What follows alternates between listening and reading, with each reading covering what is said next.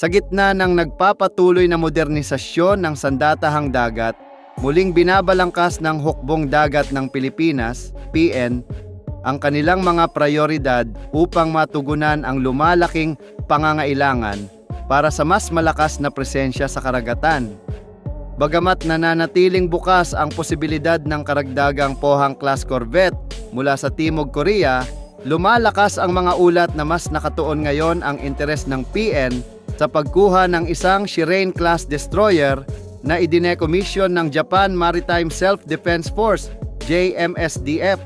Ang Shirane-class destroyer ay hindi pangkaraniwang barko.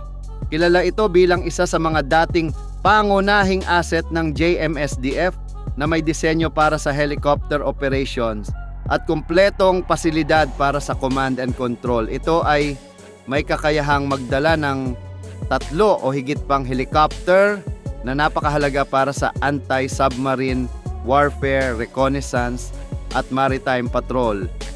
Para sa PN na kasalukuyang walang barkong may ganitong kakayahan, ang Shirane class ay nakikitang potensyal na maging unang tunay na fleet flagship. Isang sentro ng pamumuno at operasyon na kayang magkoordina ng malalaking misyon sa loob at labas ng teritoryo ng bansa. Sa kabilang banda, mahalaga ring tandaan ang halaga ng Pohang-class corvette. Ang karanasan sa BRP Conrado Yap, PS-30 ay nagpatunay na ang ganitong uri ng barko ay kayang magbigay ng agarang dagdag kakayahan sa isang abot-kayang halaga.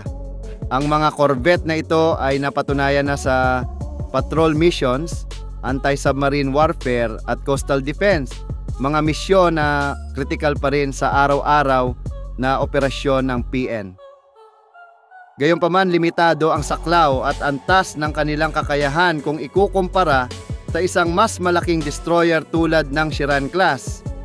Kung maisa sa katuparan, inaasahan na daraan ang Shirane class sa isang malawakang modernization program.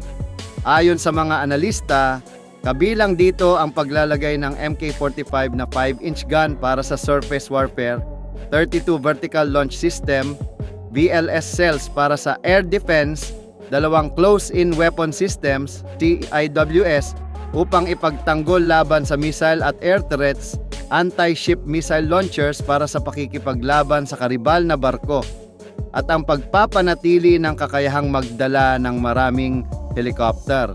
Hindi lamang ito nakikita bilang isang malaking barko, kundi bilang isang multi-role flagship na may kakayahang magsagawa ng parehong blue water at littoral operations. Bukod sa armas, malaki rin ang pangangailangan sa modernong teknolohiya. Posibleng isama sa modernisasyon ang bagong radar arrays, electronic warfare suite, advanced communication systems, at integrated combat management system. Ang ganitong upgrade ay hindi lamang magbibigay ng mas mataas na antas ng survivability at combat capability, kundi magpapalakas din ng interoperability kasama ang mga kaalyadong bansa tulad ng Estados Unidos at Japan. Para sa mga eksperto, malinaw ang mensahe, mas tumitimbang na ngayon ang ambisyon ng Pilipinas na makalabas mula sa anino ng pagiging isang brown water navy na pangunahing nakatuon sa depensa ng baybayin. Ang interes sa Shirane class ay nagpapakita ng kagustuhan ng bansa na magsimulang maging isang green water navy na may kakayahang lumahok sa mas malalaking operasyon at makipagsabayan sa mas modernong hukbong dagat ng mga kaalyado. Sa mas malawak na pananaw, ang posibleng pagdating ng isang Shirane class destroyer ay may dalang hindi lamang operasyonal kundi diplomatiko ring benepisyo.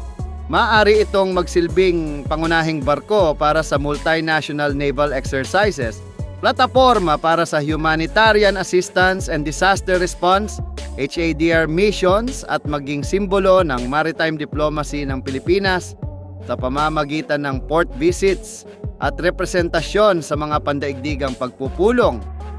Sa ganitong paraan, nadaragdagan hindi lamang ang lakas ng depensa ng bansa, kundi pati ang kredibilidad nito sa larangan ng regional na seguridad.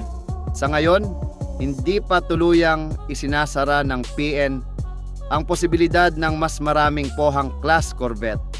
Subalit malinaw na mas tumitindi ang interes at pag-aaral ukol sa Shirane-class na nakikitang mas makapagbibigay ng pangmatagalang benepisyo at simbolikong kahulugan para sa hukbong dagat. Ang desisyong ito, kung matutupad, ay magiging makasaysayang yugto para sa Pilipinas. Isang hakbang na magtataas ng antas ng kanilang hukbong dagat at magpapalakas sa presensya ng bansa sa masalimuot na kapaligiran ng Indo-Pasipiko.